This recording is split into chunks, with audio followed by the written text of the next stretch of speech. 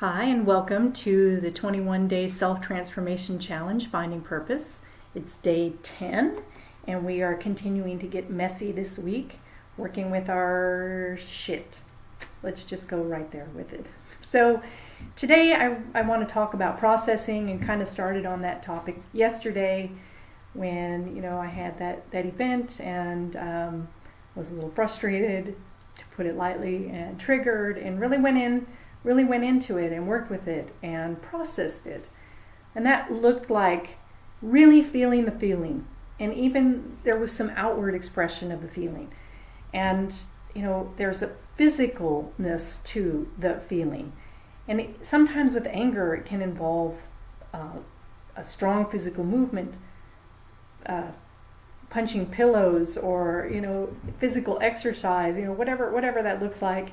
There's lots of things that you can do. And sometimes, aside from the physical burst, physical forms of exercise or yoga or whatnot are going to help process that energy in your body, because you need to process that energy in your body.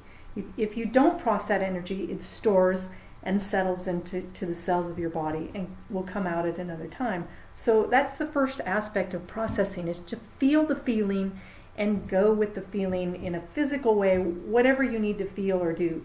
Usually best to do it in the privacy of your own home, and the privacy of your own room, whatever that looks like for you. Sometimes it's crying, sometimes, like I said, it's physical punching or beating pillows or hitting pillows against the wall, or sometimes it's throwing glass. I don't know, we don't want to be as completely destructive, but whatever that looks like for you. And sometimes it's crying, sometimes it's just laying and just doing nothing and just being there. And sometimes you have to have your little pity parties. That's what you have to do, and that's okay. It's okay to be in these states, because you're feeling the feelings and you're letting them process. And that's really important. It's those feelings that you don't let yourself feel that get stuck in your body. They get trapped in that cauldron, and the lid goes on, and at a future time, the lid is going to boil over, and it's going to come out in a much more destructive way. Or you're going to be triggered from some event, because it's an event or it's something that you're not looking at, you're keeping shoveled inside, and the universe is going to reflect that to you, because it doesn't go away shoveled inside. And it will just keep coming back and coming back and coming back until you address it and you heal it and you integrate it.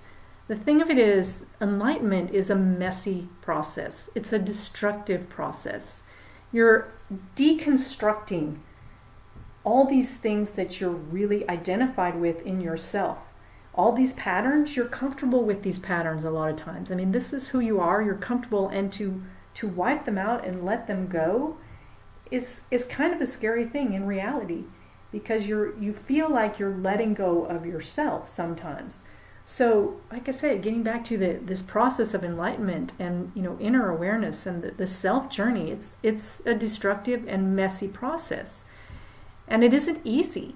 It isn't easy. If it was easy, a lot more people would be there. A lot more people. When you think about what we're told are those masters that have achieved some sort of enlightenment or some sort of higher state of being from the physical, there's not too many of them. Right? There are not too many people that we know of that have achieved this state. So be easy on yourself, and let yourself feel free to process on this journey. And like I said, you go in, you feel the feelings, feel them intensely, feel them as intensely as they feel. Sometimes even just writing it out will also be helpful. Feel the feeling. And what you'll find, as I found yesterday, when I really let myself just go with the feelings, didn't last very long. A few minutes at the most, the most intense part of it.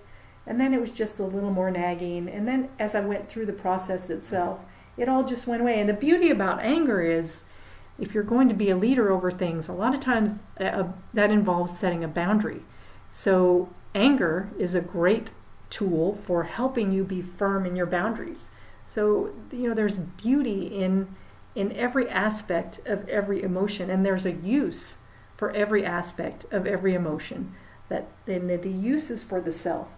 And it's this process of integrating the light, the joy, the happy, the laughing, the loving, with the dark, the fearful, the angry, the sad, the depressed, the lonely. You need to integrate all parts of you. It's like I said with the inner children. You bring the inner children to the table. Bring them to lunch. Bring them to tea. Bring them out to play. Bring them in and give them a voice. Give them life in yourself. Just let yourself feel that feeling. And look for ways you might be able to use that feeling. Like I said with Anchor, it's a useful tool for setting boundaries. You can, when you're in anger over something, set a boundary for yourself and make it firm. And, there's a useful tool for sadness. It's just processing and getting it up and out. And the physical expression of tears coming down the face, it releases that physically from your body. That's a good thing. So, we're designed in a way as humans. We're creatures. We're community creatures. We need our community, and sadness and loneliness and depression and that the empty feeling, it's all part of the journey. And so it's be welcoming to those instead of always trying to push them aside. And then they become much less powerful, and they become much more integrated into all aspects of you. And this makes you so much more authentic. And really, when you get into these feelings and these aspects of you, and you're willing to be raw with them and express them outward, and that to other people so that they can see what really is going on, that is true authenticity. So this was just something to think about for today as we continue down the journey. This process of processing is so important to us, so important to our journey.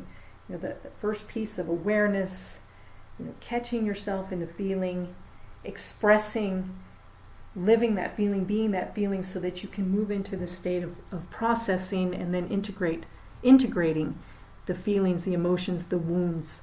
This is the work. This is where the power comes from.